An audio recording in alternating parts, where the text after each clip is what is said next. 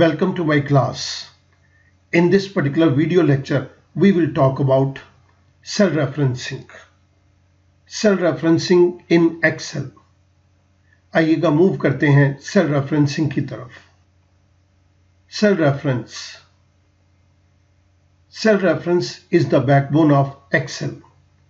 Excel के अंदर बिना सेल रेफरेंस के काम करना impossible है. There are three types of cell referencing in Excel. The first one is relative reference. The second one is absolute reference. The third one is mixed reference. Let us understand the difference between relative, absolute and mixed reference. मैं इन तीनों references को एक एक करके take up करूंगा. सबसे पहले हम बात करेंगे relative referencing की. तो आइएगा शुरुआत करते हैं relative referencing के साथ. The first one is relative reference. Relative reference को अंडरस्टैंड करने के लिए मैंने एक छोटी सी टेबल ली है जिसके अंदर हमारे पास 5 कॉलम्स दिए गए हैं. Serial number, product, quantity, price and amount. मैं इस रिलेटिव रेफरेंस को स्टार्ट करने जा रहा हूं. मैं अमाउंट के अंदर क्लिक करता हूं. मैं जानता हूं कि यह amount quantity multiplied by price है. तो मैं यहां पर इस फॉर्मूले को दे रहा हूं equals to quantity multiplied by price. I press enter. मैंने जैसे ही एंटर प्रेस किया यहां पर मेरे पास अमाउंट की वैल्यू आ गई. इस सेल के अंदर हमने जिस फॉर्मूले को इंप्लीमेंट किया मैं वो आपके सामने शो कर रहा हूं. यहां पर ये फॉर्मूला शो करता है equals to C2 multiplied by D2. See the formula in cell E2. इस सेल के अंदर इस फॉर्मूले को देखिएगा. Cell E2 references to cell C2 and cell D2. जब हम बात करते हैं रेफरेंसेस की, इट मींस ये सेल इन दो सेल्स की तरफ पॉइंट कर रहा है, जिसको हम इस तरह से कह सकते हैं cell E2 points to cell C2 and cell D2. या हम इसको इस तरह से भी कह सकते हैं cell E2 refers to cell C2 and D2. इसके बाद select cell E2, click the fill handle that is a small square on the lower right corner of the cell E2 and drag it down to cell E5. आप देखिएगा कि मैं ये 400 के amount के cell के अंदर मैंने क्लिक किया. यहां पर एक छोटा सा स्क्वायर है. इस स्क्वायर को हम नाम देते हैं this is the fill handle. मैंने इसको नीचे तक ड्रैग डाउन कर दिया E5 तक. तो मेरे पास सारी क्वांटिटी ये प्राइस के साथ मल्टीप्लाई होके मुझे अमाउंट के अंदर ये सारी इंफॉर्मेशन मिल गई. पहले सेल के अंदर अमाउंट के अंदर ये रेफर कर रहा था सेल C2 और D2 को. जब मैं इसको नीचे ड्रैग डाउन करता हूं तो आप देखिएगा नेक्स्ट सेल के अंदर अमाउंट का सेल दैट इज 500. यहां पर ये सेल रेफर कर रहा है सेल नंबर C3 और D3 को.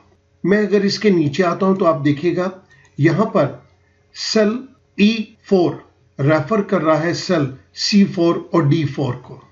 सिमिलरली जैसे ही मैं नीचे आता हूं तो यहां पर ये सेल रेफर कर रहा है सेल C5 और D5 को. आप देख रहे हैं कि जैसे ही हमने नीचे ड्रैग किया दोनों क्वांटिटी और प्राइस के सेल नंबर ऑटोमेटिकली चेंज हो गए. जब ये दोनों के नंबर चेंज हो रहे हैं तो हम इसको नाम देते हैं दिस इज रिलेटिव रेफरेंस. जैसे ही आप ड्रैग डाउन करेंगे तो एक सेल के अंदर चेंज नहीं है, दोनों सेल्स के अंदर चेंज है. The next one is absolute reference. Absolute reference के केस के अंदर मेरे पास 6 कॉलम्स दिए गए हैं टेबल के अंदर. The first one is serial number, the second is product, the third one is quantity, the fourth one price, the fifth one amount and the last one is discount. यहां पर मेरे पास quantity और price को multiply करके amount already दिया गया है, लेकिन मुझे इस अमाउंट के ऊपर 5% का डिस्काउंट देना है. इट मींस कि यहां पर मेरी कैलकुलेशन होगी, एक तरफ मैं अमाउंट लूंगा और उसके साथ मैं ये डिस्काउंट मल्टीप्लाई करूंगा. मैं फर्स्ट सेल के अंदर अमाउंट के अंदर 5% को मल्टीप्लाई करूंगा, उसके बाद मैं ये सेकंड E3 सेल के अंदर डिस्काउंट को मल्टीप्लाई करूंगा एंड सो ऑन। तो स्टूडेंट आप एक बात यहां पर ध्यान से नोट करेंगे, एक सेल के अंदर तो चेंज हो रहा है लेकिन दूसरे सेल के अंदर कोई चेंज नहीं हो रहा, दूसरा सेल बिल्कुल कांस्टेंट रहेगा, इसके अंदर हम कोई चेंज अलाउ नहीं करेंगे। पहली बारी अमाउंट 400 को 5% से मल्टीप्लाई करेंगे, दूसरी बारी 500 अमाउंट को हम 5% से मल्टीप्लाई करेंगे। इट मींस अमाउंट के अंदर तो चेंजेस आएंगी पर ये डिस्काउंट के परसेंटेज के अंदर कोई चेंज नहीं आएगा। जब इस तरह की सिचुएशन हो कि हमारे एक सेल के अंदर तो चेंज आता रहे लेकिन दूसरा सेल बिल्कुल कांस्टेंट हो जाए, बिल्कुल फिक्स हो जाए, एब्सोल्यूट हो जाए, उसके अंदर कोई चेंज ना आए, then we call it it's a case of absolute reference. आप इसको नोट कीजिएगा, मैं यहां पर डिस्काउंट को कैलकुलेट करने जा रहा हूं, equals to this amount E2 multiplied by this percentage. अगर मैं इसको ड्रैग डाउन कर दूंगा तो यहां पर इसकी रेफरेंस चेंज हो जाएगी।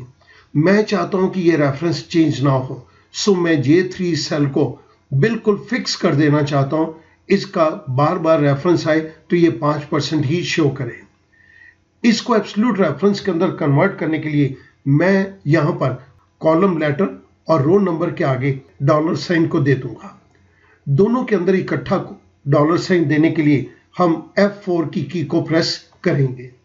जैसे ही मैंने F4 की को प्रेस किया, यहां पर कॉलम लेटर के आगे भी डॉलर साइन आ गया और रो नंबर के आगे भी डॉलर साइन आ गया।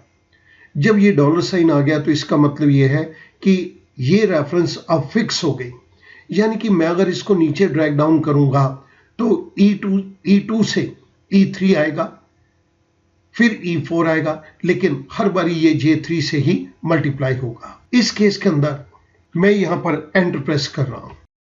जैसे मैंने एंटर प्रेस किया, मेरे पास एक वैल्यू निकल के आ गई 20 रुपीज। यहां पर 400 का अमाउंट था, 400 के ऊपर 5% इज 20। आप इस चीज को नोट कीजिएगा। Formula use in cell F2 is shown in cell G2। मैं इस जगह के ऊपर इस फॉर्मूले को शो कर रहा हूं। आप लोगों ने देखा कि यहां पर E2 हमने लिया, लेकिन उसके साथ साथ मैंने ये डिस्काउंट के इस पर्टिकुलर सेल को J3 को फिक्स कर दिया। हमने इस 5% को कैसे फिक्स किया? To create an absolute reference to cell J3, place a dollar symbol in front of the column letter. हमारे पास कॉलम लेटर है J, हमने उसके आगे डॉलर सिंबल दे दिया। And row number of the cell J3 in the formula of cell F3, हमने रो number के आगे भी डॉलर सिंबल को दे दिया। इस डॉलर सिंबल को देने के लिए हमने F4 की को प्रेस किया है। Now this becomes a fix reference, we call it, this is called fixing the reference. हमने यहां पर जब नीचे ड्रैग डाउन करेंगे तो नेक्स्ट सेल के अंदर ये 500 को रेफर करेगा, लेकिन डिस्काउंट के लिए ये 5% को ही रेफर करेगा। मैं इसको नीचे ड्रैग डाउन कर रहा हूं। जैसे ही मैंने नीचे ड्रैग डाउन किया तो मेरे पास E2 के अंदर 500 वैल्यू है, 500 multiplied by 5%, it comes to 25। इस केस के अंदर हमारा जो फॉर्मूला है वो इस तरह से है। अमाउंट वाले सेल की रेफरेंस चेंज हो रही है लेकिन डिस्काउंट वाले सेल का नंबर चेंज नहीं हो रहा। मैं इसको और नीचे ड्रैग डाउन करता हूं। 300 रुपीज के ऊपर 5% के हिसाब से डिस्काउंट अमाउंट इज 15 रुपीज। इसके लिए हमारे पास ये सेल रेफरेंस आई, अमाउंट की रेफरेंस चेंज हुई लेकिन डिस्काउंट की रेफरेंस चेंज नहीं हुई। सो इसके अंदर हमने कुछ इस तरह से किया। When we drag down the formula used in cell F2, the cell reference of J3 does not change. आप देख रहे हैं कि J3 के अंदर ये रेफरेंस चेंज नहीं हुई। ये सेल रेफरेंस बिल्कुल फिक्स हो चुकी है। Now the reference to cell J3 is fixed. मैं एक बारी इसको यहां से नीचे ड्रैग करता हूं तो आप देखिएगा अमाउंट 200 है, जिसके ऊपर डिस्काउंट 5% है, तो ये हमारे पास डिस्काउंट का अमाउंट 10 रुपीज आ गया। इसके लिए हमारे पास ये सेल रेफरेंस निकल के आई। स्टूडेंट बहुत ध्यान से देखेंगे तो आप J3 को कांस्टेंट देख रहे हैं विद डॉलर साइंस, लेकिन जो चेंज हो रहा है वो अमाउंट किस सेल के अंदर चेंज हो रहा है। जैसे मैंने नीचे ड्रैग डाउन किया तो ये E2 से E3 हो गया, E3 से E4 हो गया और E4 से E5 हो गया। लेकिन डिस्काउंट के परसेंटेज की रेफरेंस के अंदर कोई चेंज नहीं आया। और ये बात तब पॉसिबल होती है जब हम कॉलम लेटर और रो नंबर के आगे डॉलर सिंबल इंसर्ट कर दें। और अगर इन डॉलर सिंबल को आप इकट्ठा इंसर्ट करना चाहते हैं इक्वल्स टू J3, अगर मैं इन दोनों के आगे इकट्ठे ही डॉलर सिंबल को लगाना चाहता हूं तो मैं कीबोर्ड के ऊपर की F4 को प्रेस कर दूं तो यहां पर ऑटोमेटिकली कॉलम लेटर के आगे और रो नंबर के आगे डॉलर सिंबल इंसर्ट हो जाएगा। अब मैं इसको यहां से रिमूव कर रहा हूं। This was the case of absolute reference. Now I move on to the mix reference. This is third reference. Mixed reference is a combination of both the references, that is relative and absolute reference. कई बारी कुछ ऐसा भी हमें काम आएगा कि जिसके अंदर हम इन दोनों रेफरेंसेस को जो अभी हमने स्टडी की हैं इन दोनों को हम इकट्ठा यूज करना चाहते हैं।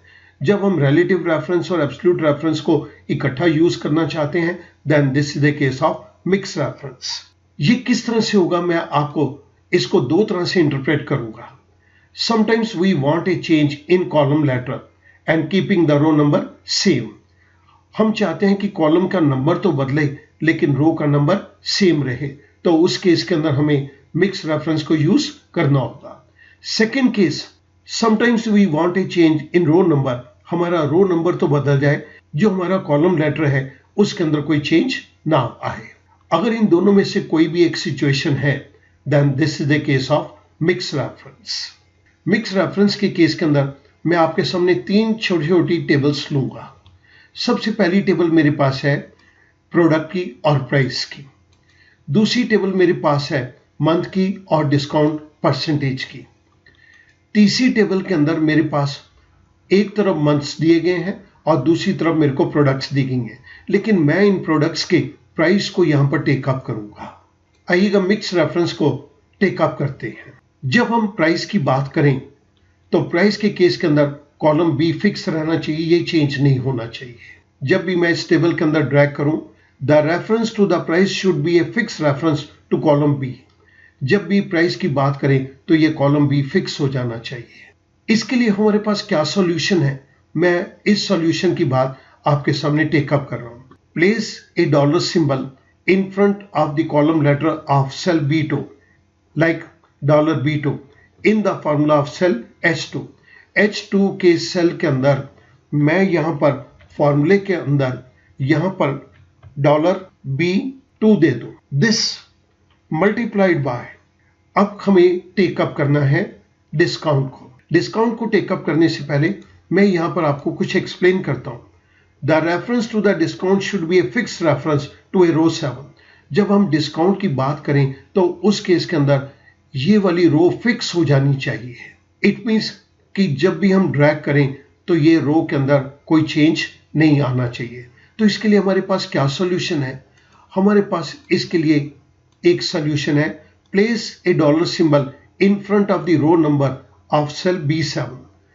आप B7 सेल के अंदर 7 रो के आगे डॉलर सिंबल को लिख दीजिए। सो मैं यहां पर इस पर्टिकुलर फंक्शन को टेकअप कर रहा हूं मल्टीप्लाइड बाय दिस सेल, लेकिन मुझे इस सेल की रेफरेंस के अंदर रो नंबर के आगे डॉलर सिंबल देना है। Now I press enter. मेरे पास 1000 रुपए के ऊपर जनवरी के अंदर 10% डिस्काउंट आ गया 100 रुपीज। मैं इसी को नीचे ड्रैग डाउन कर देता हूं तो आप देखिएगा 500 रुपीज के अंदर जनवरी के अंदर हमें डिस्काउंट आ गया 50 और 2000 की वैल्यू के ऊपर 10% डिस्काउंट आ गया 200। अब मैं इसी सेल को राइट साइड की तरफ ड्रैग कर रहा हूं। जैसे ही मैंने राइट साइड की तरफ ड्रैग किया तो आप नोट कीजिएगा हमारे पास प्राइस है 1000 और फरवरी के मंथ के अंदर हमारे पास जो डिस्काउंट की परसेंटेज है 20%, तो 1000 के ऊपर 20% डिस्काउंट 200 आ गया। मैं इसी को नीचे ड्रैग डाउन कर देता हूं। आप देखिएगा 500 के ऊपर 20% डिस्काउंट 100 आ गया, 2000 के ऊपर 20% डिस्काउंट 400 आ गया। मैं इस सेल को अब राइट साइड की तरफ ड्रैग कर रहा हूं। जैसे मैंने राइट साइड पे ड्रैग किया तो मार्च के महीने के अंदर शॉल के ऊपर जो डिस्काउंट है वो 30% है, तो 1000 के ऊपर 30% 300 आ गया। मैंने इसको ड्रैग डाउन कर दिया। आप नोट कीजिएगा, कोड की वैल्यू 2000 रुपीज है, लेकिन मार्च के महीने के अंदर हमने डिस्काउंट देना है 30%। जब ये 30% डिस्काउंट देना है तो हमारे पास ये डिस्काउंट अमाउंट आ गया 600। स्टूडेंट, इस तरह से मैंने ये सारे के सारे डिस्काउंट अमाउंट को निकाल लिया। लेकिन एक बात आप बिल्कुल ध्यान से अंडरस्टैंड करेंगे, जब हम प्राइस की बात करें, प्राइस के अंदर ये column number change, B column number change नहीं होना चाहिए। जब मैं कहता हूं बी कॉलम नंबर चेंज नहीं होना चाहिए, हमने कॉलम बी के आगे डॉलर सिंबल दे दिया। सिमिलरली जब हम बात करें डिस्काउंट की, तो डिस्काउंट के अंदर ये रो नंबर चेंज नहीं होनी चाहिए। जब हमने डिस्काउंट से मल्टीप्लाई किया तो हमने रो नंबर 7 के आगे डॉलर सिंबल दे दिया। सो फर्स्ट केस के अंदर ये कॉलम फिक्स हो गया और सेकंड केस के अंदर ये रो फिक्स हो गए। इस तरह से आपने नोट किया कि या तो हमने कॉलम को फिक्स कर दिया या हमने रो को फिक्स कर दिया। This is the case of mix reference. हमने यहां पर 3 रेफरेंसेस को टेकअप किया है, रिलेटिव रेफरेंस, उसके बाद एब्सोल्यूट रेफरेंस और इसके बाद मिक्स रेफरेंस। रिलेटिव रेफरेंस के अंदर दोनों सेल की रेफरेंस चेंज होगी। एब्सोल्यूट रेफरेंस के अंदर एक सेल को हम बिल्कुल फिक्स कर देंगे, उसकी रेफरेंस कहीं पर भी चेंज नहीं होगी। लेकिन मिक्स रेफरेंस के केस के अंदर या तो हम कॉलम को फिक्स कर देंगे या हम रो को फिक्स कर देंगे। अगर इस तरह से हम कुछ करते हैं then this is the case of mix reference. Student, मैं उम्मीद करता हूं ये तीनों रेफरेंसेस अब आपको क्लियर हो गई होंगी। इन तीनों रेफरेंसेस का थ्रू आउट एक्सेल हम यूज करते हैं। Thank you very much.